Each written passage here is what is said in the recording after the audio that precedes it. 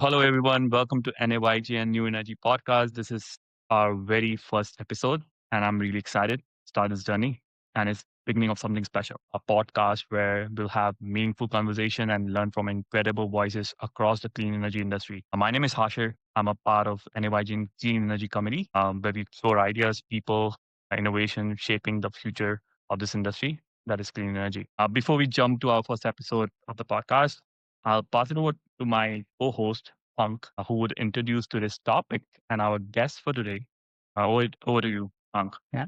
Thanks, Sasha. My name is Hung Luong, and I'm also part of the NAYGN New Energy Committee, and I'm co-hosting this podcast with you here. Today, we're diving into one of the biggest challenge facing the energy sector, attracting and retaining top engineering talent in the utility industry. And joining us, Melissa Parvis, the CEO of Athena Consulting Workforce Solutions, a firm at the forefront of recruiting and developing talent for these critical industries. Before we talk about the workforce challenge and insights, I'd love to start with you, Melissa. What first drew you into the world of workforce solutions and specifically into supporting the utility and the nuclear sector?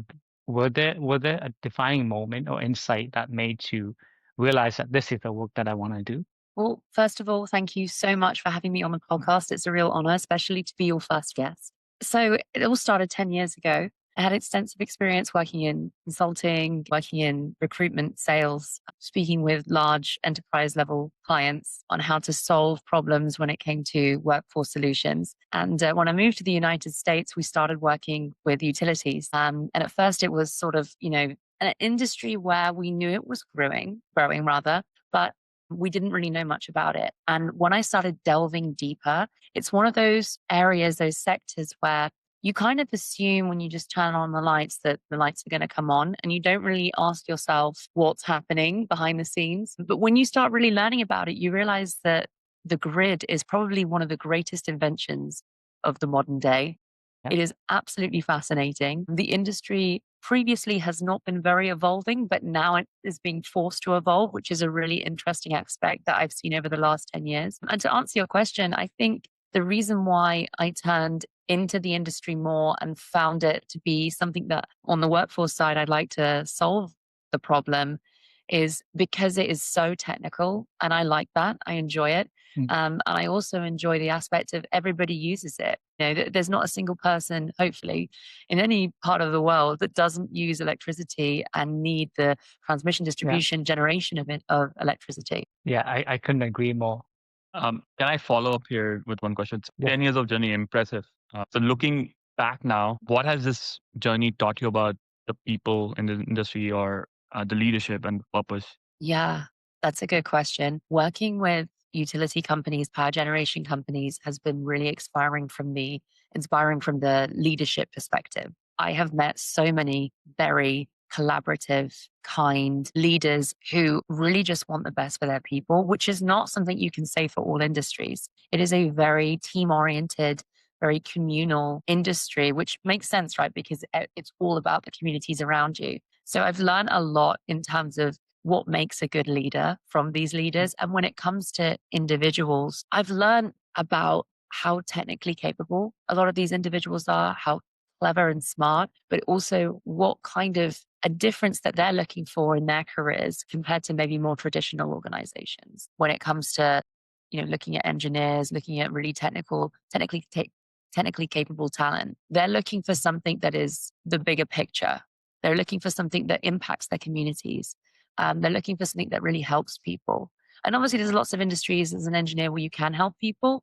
But I think one of the most profound is energy generation, transmission, distribution. Right. And we are the same people, Hung, right? She's talking about us. She's talking about us. You're describing us. Yeah. Is that spot on? Yeah, Spot on. 100%. It resonated with me so much. Yes. It's true as well that you can earn far more in, for example, defense or other engineering heavy industries. But I don't think that you really get the same sense of community, not just internally within the organization, but also the community impact that you're really giving to humanity, That's something I find too, having to work in the nuclear industry for so many years. people think about technology, AI, and all these things, but in fact, it's the community that you're involved in that gets you really excited to go to work, and you look up for each other, and it's just the environment that you're it's so welcoming, right? Yeah. Yeah. Yeah. Um, That's one of the draws I find. I love that about the industry. yeah.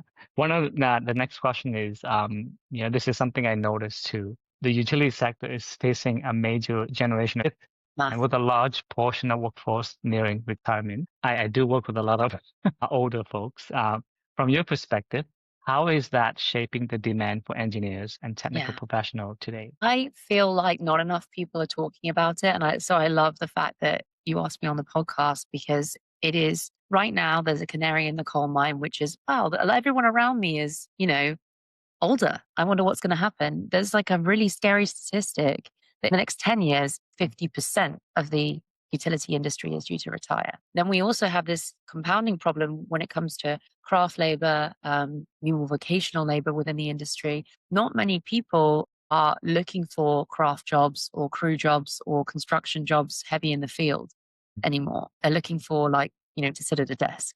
So there's a compounding issue, not just with engineers. I want to kind of address the craft side and the construction side as well. When it comes to engineers, there's a lot more sexier industries.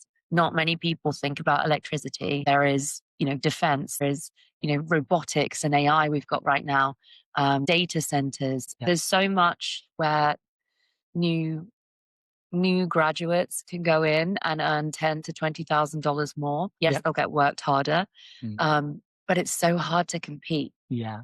And that's correct. And when you talk about like the young people and our group NAYGN is filled with all those people who are graduating and new grads, but I've seen this challenge where a lot of people are educated in these kind of different industries because they're not companies or organization that comes first to your mind. First ones would be always be tech, finance, Yeah. and all those. And I understand the fact that there's a generation shift happening with energy industry, and there would be a lot of good jobs, but obviously we're saying not a lot of people currently are skilled and trained enough. But we do want to advocate that to the young generation.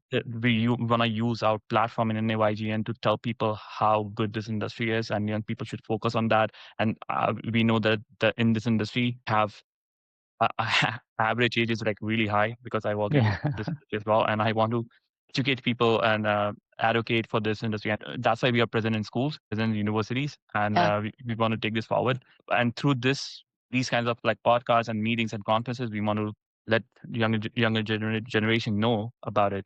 And your advice would be really helpful. And one of the advice I think you mentioned about sort of certain jobs that could be available, but are you seeing certain skill sets or discipline that are becoming especially hard to find and which new graduates can look for to get, and that would be helpful for them? So the thing about when you do an engineering degree as a graduate, a lot of people, they don't really know what they want to do when they're 18, 19 years old. And engineering is one of those degrees where some people enjoy it. A lot of people probably enjoy it, but some people do it because they just don't know what they want to do with their careers. And anyone will hire someone with an engineering degree, right? Because it's one of the hardest degrees you can do. So that, you've got a lot of competition out there in the job market for these amazing engineers. So one of the great things about pursuing a engineering degree is it's not just within technically focused industries that people consider hiring you.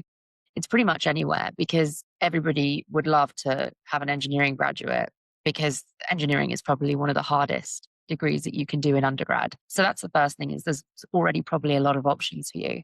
Things that can make you very attractive are internships, particularly being interested in one particular industry. For example, particularly within generation, transmission, distribution, having a power systems focus within your degree. If you're doing electrical engineering, if you're looking for wind experience or working within an organization that does utility scale wind, having a mechanical degree, that's one thing that you can do, is really point your major towards where you want to go. The other big thing is internships, applying for internships in the summer. A lot of them are paid as well, which is great news, and being maybe willing to travel as well for those internships. The other thing I also noticed is Hung and Hashir, I noticed that you're both in Canada. And one of the great opportunities of living in Canada, living in the US, is we have TN visas. And if you have an engineering degree, pretty much can travel to the US and Canada and vice versa. So almost the whole of the North American continent is open to you in terms of employment capabilities. And a lot of companies, particularly EPC firms, will quite happily sponsor a TN visa.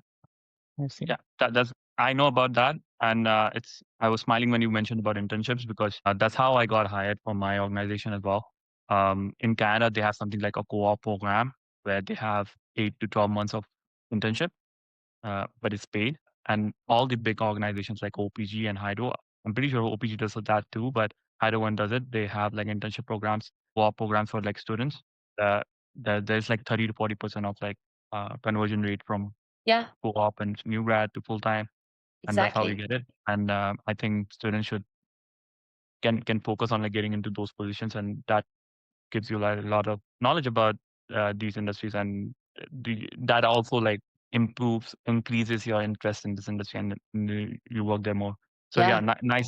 nice to know. But that would be really helpful answer for like. Another really good idea as well, and it depends if you feel a little bit ambitious, you can always reach out to managers, directors at utilities on LinkedIn. They Yeah. will be more than happy to have a quick 15-minute phone call with you about what it's like to work in the industry, whether there's any internships coming up, whether they can put you in touch with HR.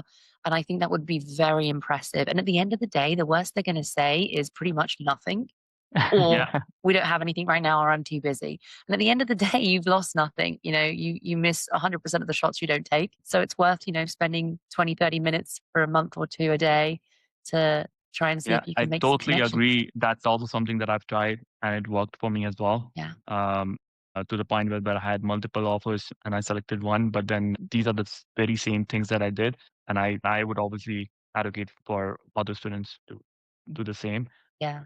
When I went to university and talked to a number of students, and they share with me, it's very challenging to get into the industry because it's very competitive. And I couldn't relate more because when I came out of school, I wasn't like an A student. I was just the average student, that the C average or the D, right? And I applied to internship. I didn't get into internship, right? I had to take odd jobs and stuff like that. And then eventually I took on a job at a telemarketing company where I learned how to cold call.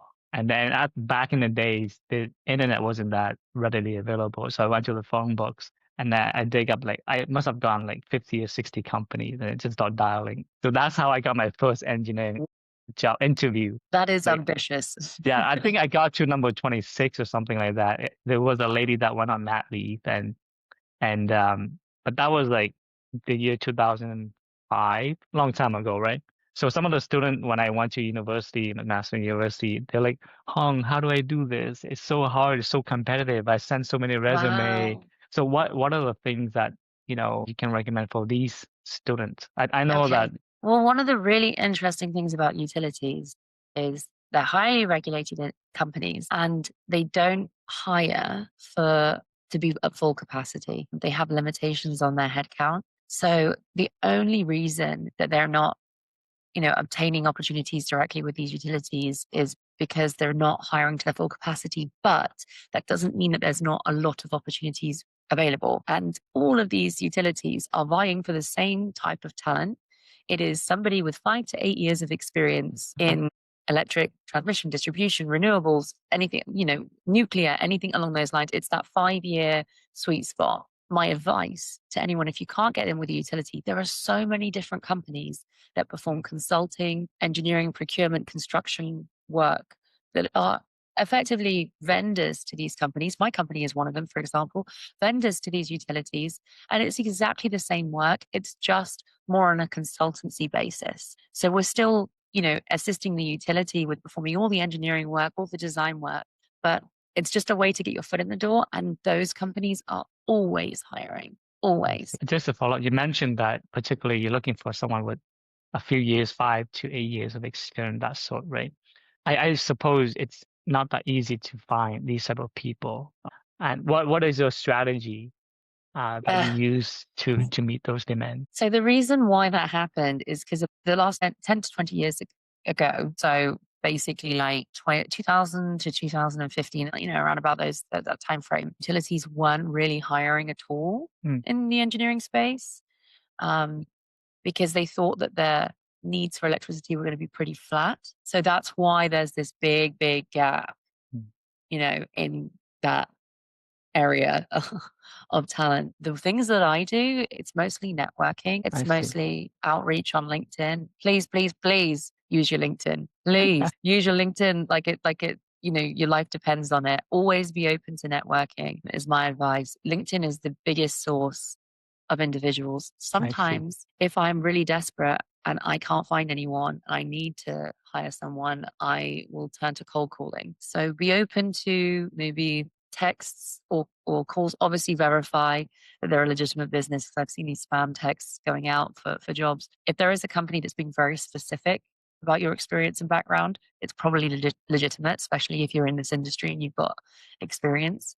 I would just be open to considering other options. Having said that, switching to different utilities usually doesn't actually give you that much of an opportunity in your career. The reason why, they are very good at benchmarking one against the other. They almost have identical pay. This is in the United States. I'm actually not as familiar with Canada. They're really good at taking into account cost of living, taking into account the state taxes and everything. And if you move from one utility to another, the best you can really expect is a few $1,000s more, maybe in salary, and a sign-on bonus, most likely.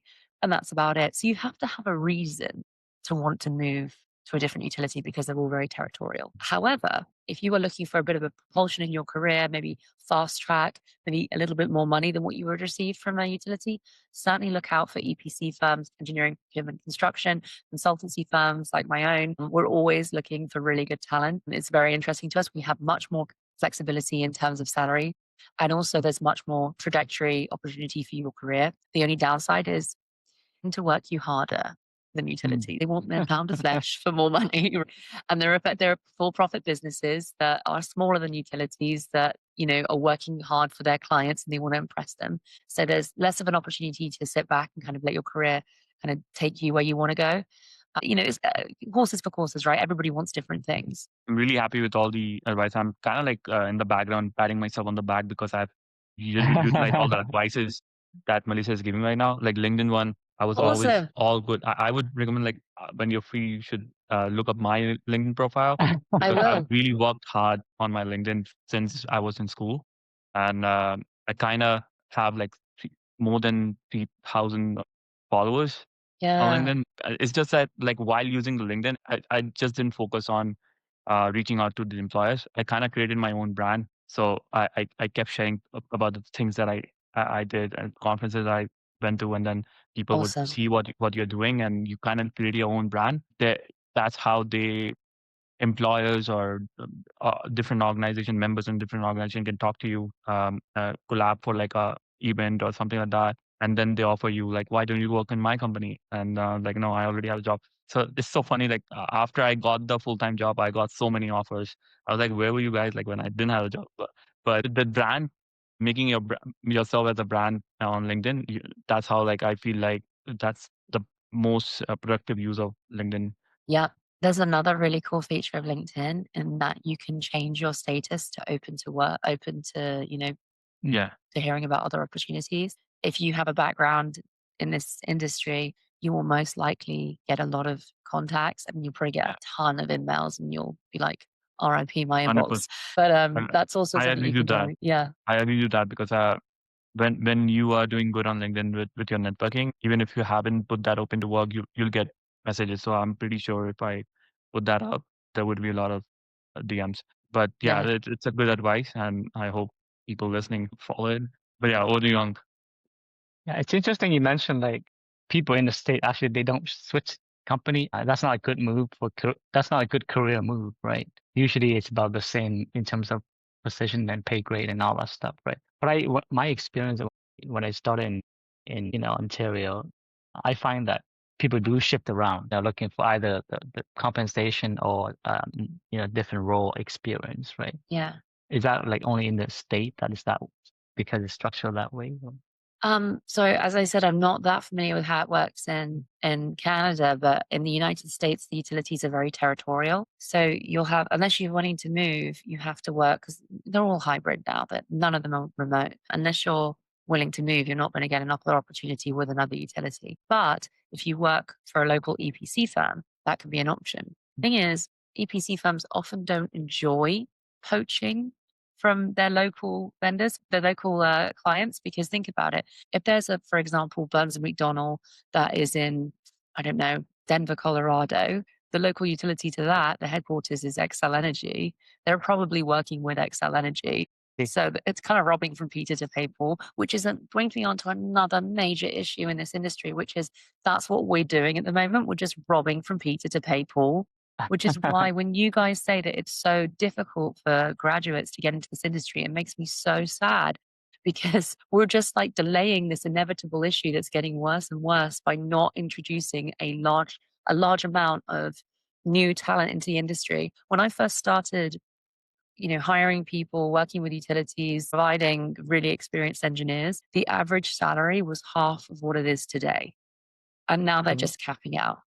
I see. So there's no more that we have no more levers to push when it comes to enticing experienced talent to go from A to B. The only difference is EPC firms because they're smaller. I see. You mentioned earlier too that there are a lot of competition now. There are a lot of tech companies are fighting for the workforce, Exactly. right? And this question I have is that do young engineers see utility as exciting career path as compared to the high tech or the Google, or there's still a perception or gap that we need to overcome for the young people? Imagine you go to work for Google and you get free lunch and they have all that cool stuff and you can bring your dog in and it's pretty much remote. I mean, like, who wouldn't want to work for a company like that? It's much more competitive though. If you think utilities are competitive, they're far more competitive. So the answer is no, they pay way more, but it's much less stable. I mean, we're seeing all these layoffs. I think my friend who works for Oracle told me yesterday that they laid off 30% of the workforce, which is like hundreds of thousands of people across the world, right? So that's what you've got to contend with is it's feast or famine. Now, the other issue that you have is people don't really think about where their electricity comes from. These utility companies have not been hiring for such a long time. They're kind of rusty and, they're like massive cruise ships. To move, it takes them, 10 times as long for any smaller company to move and change the way they're doing things. So they're still like getting on the bandwagon of how do we make this sexy? How do we compete? That and the fact that a lot of engineers are when they first come out of university, they don't know what they don't know. They don't really know what the real world entails. They don't understand that, supply and demand of talent. And also they're very financially focused, numbers focused, right? So it makes sense. So they come out with ideas of what it is they want to earn. If the offer they get is 5K below that, they'll just sit and wait. And what I want to challenge people with is the idea of opportunity cost. If you're waiting for another offer and you're, nickel and diving for 2, 5, maybe even up to $10,000, and I'll get to that in a minute when it does become a bit different. You've got to think about sitting and doing nothing for 6 more months. The opportunity cost of what not only you could be earning, maybe $5,000 less, but also starting your career 6 months earlier. And having that extra 6 months of experience sooner and what that would mean. And then when you get into the larger proportions of money, maybe you have an offer from a tech company. You got to weigh in the fact of what if I can't find work for a year because it's a famine period? But also, like, where do you want your career to go? The first job you take out of university should not be based on money. Obviously, you've got to have enough to live, enough to eat, enough to not be stressed. But if you get to that threshold where you can meet your needs, it should be about where you want to be in 5 years and what you want to do in 5 years, rather than focusing on $5,000 here, $8,000 there, whatever that looks like. It's hard. I find it's hard to do even for myself when I first finished school because you have student loan to pay out, right? And then you got to worry about the rent and all these things. Very true. Very true. Yeah. But in a couple of years, in 3 years' time, it will be a distant memory of what you were earning, Yeah. So I see. Things to consider. So in terms of recruitment, how do you partnership with university or trade school, into building a stronger talent pipeline? Does a company attract talent through these channels or job fairs or? So my organization is more of a consulting organization. So it is a little bit different. Having said that, there are ways where we partner with utility companies to provide training solutions, where we might partner with trade schools, we might partner with community colleges, we may partner Okay. with universities, and they act as a feeder of talent and engineers or whatever that the background might be drafters, Mhm. might be, people with a background in construction. And we have a subject matter expert, usually who used to work at the utility, who's a retiree that loves to impart their knowledge on the younger generation. And they will train those individuals as a feeder. And if you do really well and you impress, then, we can help you either have a longer term full-time employment with us as a consultant, or we can even introduce you to the local utility as well with that experience. So that's usually the background we have with trade schools and whatnot. It is a little bit more difficult for us to utilize consultants who are fresh out of school because we just don't have that much demand for it. Our clients are looking for highly technically skilled, I experienced see. individuals with utility experience. Yeah. I see. Okay. So we have talked about how new grads and students can get into this industry, and then we have talked about. All right. Coming to the next question. So we have talked about how new grads and students and who are interested in this industry can apply and get into this industry, and we have talked about how companies like yours in this industry partner with universities and hire these students and young talents and what they're doing it. But we're gonna understand for some like people who have already joined this industry, like people like me. So what attributes and qualities you have seen in people who have thrived in this utility industry? So what is something that can help someone like me and Hung thrive Yep. in this industry and go forward? There's quite a few things. Communication skills, being good with a wide variety of stakeholders, managing up, managing down, working with people from different walks of life. For example, working with other engineers and designers is going to be very different to how you might talk with someone in the field. Understanding that there's different personalities, but they all play a very important role. That is key. I would say having a team collaborative approach. I have never known any organization within this industry to not be about the we, not the me. It is about working together. These are enormous capital expenditure infrastructure projects that you're working on, hopefully. And you alone cannot complete the tasks that are needed at hand. So that also being open-minded, change is always been a constant to a certain extent within large organizations. As leaders move around, they want to leave their mark on their new department. And so leaders move around a lot in the utility industry, mostly internally, but so change is constant. And it might be little changes, that. And one of the things I see, particularly, I'm going to call it out, I'm sorry, in older generation of engineers, is a kind of a reticence when it comes to change. And almost like I saw this image once of, corporate change management, and it had people in a boat. And there's an example of good change management, which everyone is rowing in the same direction.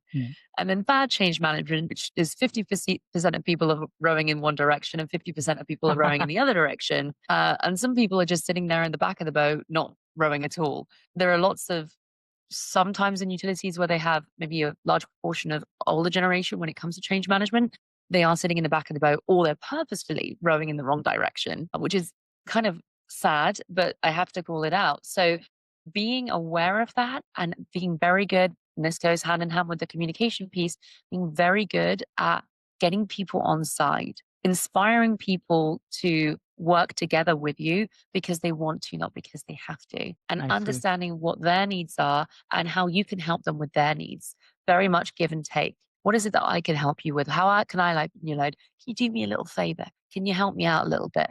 Having that skill set is probably the biggest contributor to whether you're going to propel yourself in this career. That is key. It is more important to be likable, easy to work with, capable of not controlling, but working with a large, different, diverse range of stakeholders and understanding that it is give and take. You've got to help people to be helped. If you can do that, that is more important than being very technically capable. And I love how you elaborated, because when we talk about communication skills, so people think that, oh, you're English can speak that's not communication skill. That's the ability of you to understand how you can ask for help, how you can give and take, how you can Yeah. build kind of like bring value to the people around you so that they can bring some value to you. So yeah, nicely explained. But yeah, go ahead. Yeah, it's interesting because you mentioned communication skills, leadership skills, understanding the company culture. But when we go through engineering school, we were not tested on any of those. I know, it's so sad. Like, I don't know why they don't actually teach like corporate organizational skills, because as an engineer, you're not just going to come out of school and then be like, right, I'm working in my own little startup. Yeah. Unless you're doing something completely different. You're going to be working for a large organization. Yeah, So- and I can give an example. I had a new grad in my group, and I'm a project manager, so I'm 2 levels higher than him. And he joined and he worked in a project for like 3 months, and he didn't know how to extract report from SAP and create a finance report. And we as a team had a lot of tools, a lot of codes that we could use to make it more simpler.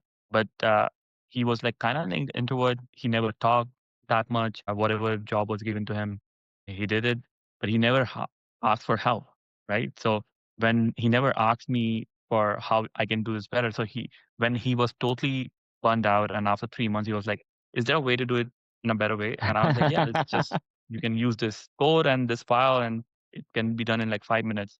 And he was like, "I'd spent 3 months spending like 2 days, 3 days on doing a task that could have been done in like within an hour if I knew this." So that's how you missed out because you never talked to your own teams. Like there Communication. are other members as well, but you could just ask for help. Like if you're struggling somewhere, you don't Yeah. want to talk about it because you're thinking that, oh, I'm struggling. Maybe that is showing my weakness. That's not Yeah. really a weakness. Like people don't know stuff. This, especially if they're new in the job, right? Just go ahead. And that's why when you talked about LinkedIn earlier on, I was just thinking about. I always went on from early on from my university and school days. I always asked people for help, and I noticed this that out of 10 people you ask for help, like 5 to 6 would help, right? I think the number is even higher. I think it's probably 9, but I'm just being conservative. I'm Yeah. saying 5, 6, but people would help you. But and the problem is a majority of people you'll be surprised. Um, Obviously, we kind of would be considered extrovert because we are having a podcast, we are talking to each other. But there are people, a huge majority number of people who just don't want to talk about it. Don't want to talk if they need help. They want to talk in corporate. They just want to be Yeah. with themselves. And that like when I see that and I myself go and talk to them and I make them a little bit uncomfortable by like sitting in front of them and telling them like you can ask for me for help. I won't do anything. I won't cut your pay. I won't do anything. So I do that just to improve them, and I have seen results for that. But yeah, that's something that always comes to my mind when I That's nice talk of you about to this. share. Honestly, Yeah. there's a really helpful skill that I learned being a leader, and as an engineer, a new engineer, it would be also helpful for you, anybody, to employ as a tactic to manage up, because managing up is really important. People don't talk about it enough. And it's called the traffic light system. So say you are a fresh grad, you just got your first job and you need a bunch of stuff asked. And you need to ask a bunch of questions. And you're very conscious of the fact that you might be annoying, which is probably the reason why people don't ask for help for the most part. You can employ a traffic light system where you tell your manager, okay, I'm going to ask a lot of questions. And my worst nightmare is you find me annoying. And I want to ask you questions. And then you can tell me whether it's a red question, a yellow question, or a green question. A green question is, I ask it right now and you can tell me the answer right now. An orange question is, that's an orange, can I talk to you about it in an hour, in 2 hours, in 3 hours? And if it's a red question, something that's really not urgent, not important, but nice to know, cool. Can you just note that red question down? And then at the end of the day, when I have 15, 20 minutes, we can go through it. So red, yellow, green, depending on the importance. And, it's something where you can just quickly say, hey, this is the question. And then your manager can just go red, I'll talk to you later, or yellow, free at 2. So it really facilitates you being able to ask as much as you want, not feel like you're a burden, but at the same time, your manager doesn't get annoyed with having to like deal with all the questions that you ask. So that's a really key, helpful thing. The other thing I would recommend everybody to read and to learn is a book called Emotional Intelligence 2.0. In the book, it basically says, in every single industry you'll ever be in as a corporate employee, it is more important to have emotional intelligence than it is to have technical intelligence, IQ. And one of the really important parts of it, there's 4 main areas of emotional intelligence it talks about, is social influence. That is very key when it comes to utilities and all the change that is occurring and will occur even more extensively over the next few years. If you have 30 minutes free, read that part of that book that refers to social influence. Wow. I like the title already. Yes, Oh, it's Yeah, very I've good. already searched in Google and saved it as a book. Or you know what? If you don't have even any more than 5 minutes, just go on Chat GPT and say, hey, give me the highlights, give me the lowdown, Oh, you yeah. know? So we talked I about the wish ChatGPT was there in my school days. Come Oh on. my God. It came too late. Like, it's unfair. It's cheap code. But yeah, go So we talked about the attribute, the quality of engineers who will thrive in the industry. But on the flip side, what are some of the common reasons talented engineers leave or avoid this space altogether from your experience? Being very financially focused. We talked about that, nickel and diming. Well, here I can get $2,000 more. And, ultimately you should be thinking about yourself in 5 years' time and what you want. I think the people that thrive in utilities are people who are very community focused, not looking to make themselves a multimillionaire necessarily, unless they want to do consulting work or engineering, in their own engineering company in the future, which that is possible if you're very good at what you do. But it's thinking about what you want to be in 5 years' time. And in fact, if you're very money motivated, that might be a key for you, is to start working with a utility for 3 to 5 years. Then once you get your PE, to consider going out on your own. That's very much an opportunity. You can create great, connections while you're at the utility and hopefully be a vendor. So that's the first thing. The idea of becoming someone part of this industry will die on the vine if you're nothing but financially focused in the first 5 years of your career. I would say having poor communication skills, whether it be that you're shy, or you don't expand on your experience and your capabilities very well. You feel shy about doing that, but that's in any industry. I would also say an interview, people who talk too much. It's really important to use the STAR method in interviews. And then that before you get the job, when you get the job, it is not having the team oriented mindset, the collaborative mindset, and also, as Hashir pointed out, not asking questions because you don't know what you don't know. And people are very aware that you don't know what you don't know. So they're never going to seek out, teaching you things unless you're a sponge and you seem like you're engaged in learning more. And then last thing as well, this is to enter in the industry and recruits new graduates who are only open to remote work. Unfortunately, it's dead. Very least is hybrid. You will be left behind if you're only looking for remote work. I see. Now I'm curious about the STAR you mentioned for interview. Oh gosh. Situation, task, action, result is what it stands for. It's how you answer. I was taught by an HR person the SAR, situation, action, result, but there's a T, the task. Yeah. So what the problem was, what you were tasked with doing, what you actually did, and then what result you got from it. That's how they tell you to that's how they tell you to write your resume statement. When you mention about your job, what do you do for the job? You use STAR method to mention that in the resume. It's good, yeah. And so I come to my next question, and I think you touched a bit on that, but to elaborate, in your experience, what role does a leadership culture play in attracting and keeping great engineers? Oh, yeah. Is it pay, money, is purpose, or like something more deeper, like we don't know about it? Gosh, I've met so many really inspiring leaders, and it sounds corny, but I think the key is kindness. That's, if I could name it into one word. It is that skill of like give and take, of knowing you have all these people that you have to look after effectively, your mother hen or father hen or whatever you want to call it. And they all have different wants, wishes, dreams, and you're going to have to impact them with a lot of change over the course of the time that you're a leader. And you have to understand, where do I fit in getting these people to where they want to go and inspiring them to follow me so I can lead from the front. The best leaders are the people that are innately able to do that. And one thing I will say about utilities is they're usually very good at identifying those people and propelling those people up the chain to become directors and VPs. So that comes to my next question. Have you seen example where a simple shift in management approach or culture completely changed a team's ability to retain talent? I've seen layoffs, company layoffs in other areas of the business. If you're working for a utility, if you're an engineer, you're never going to get laid off. Not right now. Not for the foreseeable future with all this exponential demand in energy that we have. But I've seen companies layoff in HR and IT and, back office functions that aren't necessarily as needed to generate revenue. So layoffs can have a big impact, especially, unfortunately, not just so much in the utility industry. We're seeing it all over now.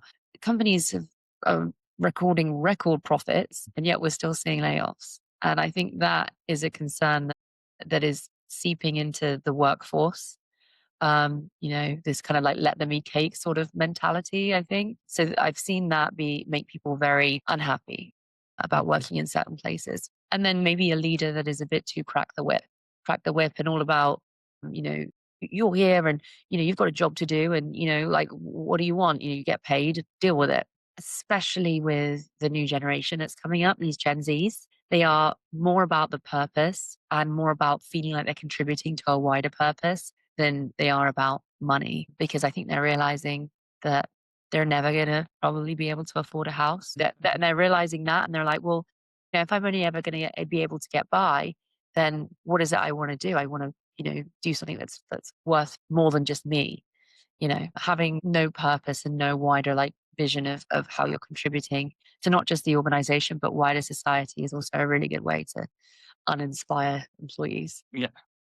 You talked about layoffs. Like layoffs are like widespread right now all over North America, Yeah. happening so much. And majority of people are blaming AI for a lot of layoffs, especially in tech companies and finance and everything. But I also agree to your point that I'm not seeing a lot of layoffs in this industry because, to be honest, to be fair, I think this industry needs like mass hiring because we do have a lot of less number of people in this industry. We need more. But again, AI is booming too, and we cannot ignore that.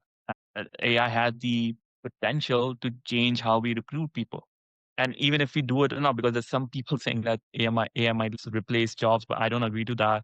That it can replace all the jobs in this kind of like industry. It's very tough. It can definitely change processes, change how we hire people with regards to like whatever we Yeah. are doing right now, we might not be doing in like near future in 1 or 2 years. So question related to that, we are at the moment where AI is rewriting how we find and evaluate people. So from your perspective, how is technology changing recruitment in the energy space? Like, yeah. Okay. I want to answer that question twofold because we addressed how AI is maybe going to change how utilities function and then AI in recruitment. And I just want to preface for those who don't know, a lot of people think AI is just you chatting to GPT about your problems, thoughts, wishes, do my taxes sort of thing, your mundane tasks. That's the AI that I think is going to change the industry, and every industry is agentic AI, which is when you can piece together different program softwares, processes that once were very administrative and didn't really require that much brain power beyond what an LLM like ChatGPT can do. That is what's going to change. It's going to change the industry in ways such as engineering reviews will probably be mostly automated, for example. But you still have to have the guy at the end or the gal at the end that's reviewing, the agentic AI. It's not going to mean that everyone's going to get laid off. But what it is going to mean is we're going to need fewer people. The expectation is just going to be more. Just like 30, 40 years ago, I don't know exactly when it happened, but in the 90s when email became a thing, it didn't mean that everybody lost their job. It meant that the expectations for productivity was just more. So I think that's how it's going to change. It's not going to mean that everyone's going to lose their job. It's just going to mean that we're expected to do more with less. That, and also these enormous utility companies, they can't just turn on a dime and start doing everything via agentic AI. The key is probably that they're turning 3 or 4 in each department, 3 or 4 highly administrative processes that might have required someone on a full-time basis to perform. They're just turning that into an agent process with maybe one person overseeing all of them. So it's probably not that huge of an impact. That, in conjunction with the fact that AI in general is causing a massive demand in more requirements for more electricity and more water. So you've got this double-edged sword of, we're all going to lose our job because of AI. Probably not going to happen because there's going to be far more of a need for more transmission, more generation. So that, in conjunction with the fact that now we're going to talk about recruitment with AI, it's a highly administrative process. What we do with highly administrative processes, we utilize agentic AI to make them easier and exponentially faster. And I don't see it meaning that we're going to have a massive outflux of talent because everyone's going to be moving around. Because for all the reasons I've mentioned. You're kind of robbing from Peter to pay Paul. You're moving from one utility or one EPC firm to another. They're kind of benchmarked against one another. Unless you have a specific reason to move to a different area, there's no reason to really leave your job. However, I am sure that these engineers who are experienced are going to have an influx of LinkedIn messages, cold calls, maybe even AI created phone calls asking them whether they would like to move. So kind of a good thing on the employee standpoint. You're going to be inundated and it might get quite annoying. You mentioned about the agentic AI, right? I've seen ads where, you can actually hire AI for different role for your company. So Yes. that's interesting. But in terms of applications, are there any initiative that your company took in testing out these in your company, and what has worked and what didn't work? Could you share some of Yes. that? Yeah. So those little can't remember what one is called, but those little agents, right, that you mentioned that you hire, those are kind of the front end, cute little, this is what they do, but really it's all the same stuff, which is on the back end, some sort of program that allows you to stitch softwares together and input through an API information from one into another, into another, into another. An API is just a pipe of information. I don't know whether you're familiar, but basically you can stitch anything that has an open AI together nowadays. It is fascinating. So I utilize a software called NAYGN. It's very ugly. It's all back end. It looks very complicated, but if you sat down for a couple of days, anyone would be able to work it out, particularly an engineer. And it will allow you to pretty much stitch anything together that has an open API. Now, me personally, I have automated all of my administrative process, all of my outreach, all of my, for example, we scrape a huge amount of information from different sources online to find out who's an engineer in this location, who's an engineer in that location. And then we scrape that information. Once we have that information, we then populate that information with their personal emails, their LinkedIn accounts, whatever that might look like. And then we have outreach through automated agentic processes as well, which is why I was saying this agentic AI is just going to mean that you get reached out to way more with the same opportunities that there would always have been, which is really exciting. And that's not just going to happen in this industry, it's going to happen all over. So get ready for your LinkedIn inboxes to be filled. There's not many companies doing that yet, but I think that will change. But the only reason we were able to do it is because we're relatively new. We were established in 2024. That was the perfect time to start implementing agentic AI from the beginning. I'll follow up by asking that, do you see a risk here as well? Yeah, it sounds all good, but do we risk losing some human touch, or are there other risks as well in this, or AI actually makes hiring way better and there won't be any problems? That's a good question. I will say no. And the reason is because most of that function within recruitment is highly administrative. It doesn't require a human to do it. Evaluating resumes, creating resumes, reaching out to people.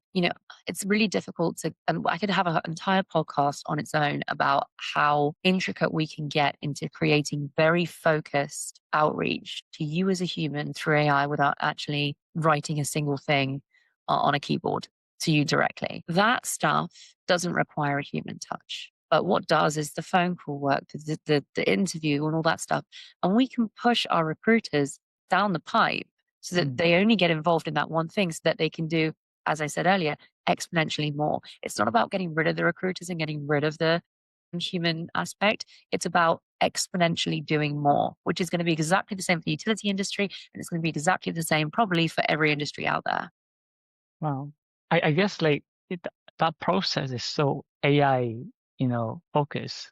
Would there any chances to miss out on like what Hashir is talking about, the human side of things? We, human tend to have the spidey sense. I can sense that person it can perform very well within my company, or maybe not, Yeah. But if it's just even for the people who are going through this filter, how do they prepare themselves to be attracted by the AI?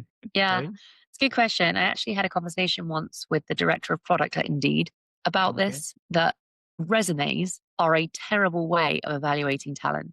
They're awful. Some people just aren't good at writing resumes, So the answer is if it's written, if you write a good prompt for the LLM, there is no way that it can be better than a human. And also, a human can also miss things. They can be tired, whatever that looks like. The LLM always does a good job. If you correctly prompt the LLM, and these aren't like normal prompts like, you or I might be asking to a generative AI.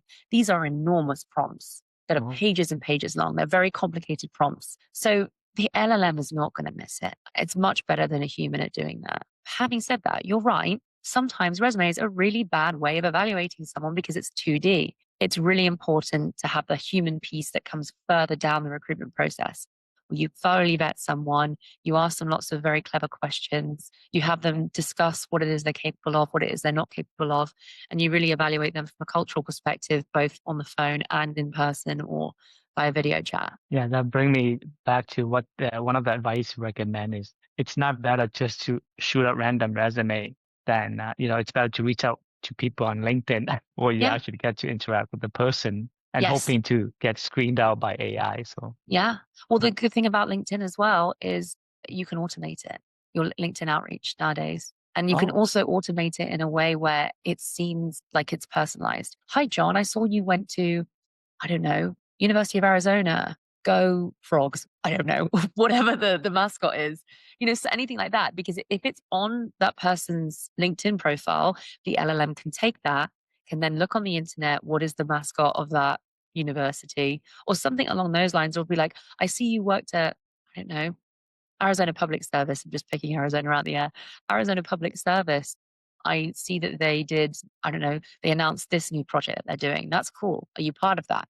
You see what I'm saying? Wow. And all of this information, a lot of people, they don't know about it. They just think that brings me to another point. I hear a lot of grumblings, particularly from people in the older kind of generation of, well, ChatGPT, it's not really that big of a deal. And they refer to AI as ChatGPT.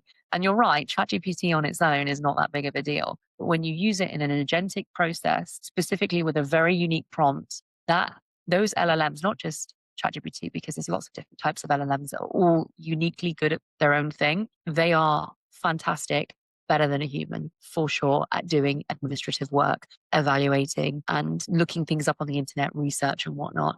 Let's see.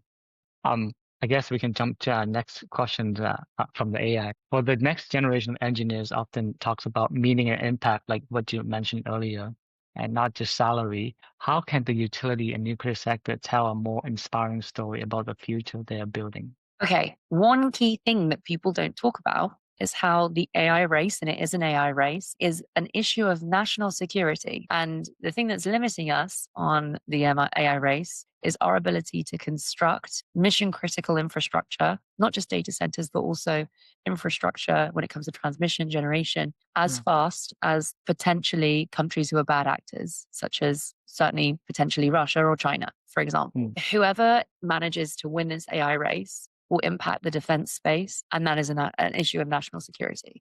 So that is one thing that nobody really talks about is we need more power. How do we do that? We need more people to create more power, to do more projects, to have more manpower to force these projects and advance these projects. So that's one key thing I've never heard anyone talk about. Then also the impact you have to your community. Now, the problem we have is these bills are going to start going up and everybody needs electricity to run their refrigerator and work from home, keep their security alarms going, and a lot of these people right now are hand to mouth. They're paycheck to paycheck, living on the breadline. Most people, as we've seen costs increase all over the last few years. So being at the forefront of impacting your community positively through finding ways, clever ways, interesting ways to decrease customer bills is also very impactful purpose that I think a lot of people could get behind. So in 10 years, what do you want to see that will define success in this industry? What kind of maybe culture or mindset in this industry? What it is right now, we all know, but what do you want to see in 10 years that will... Okay.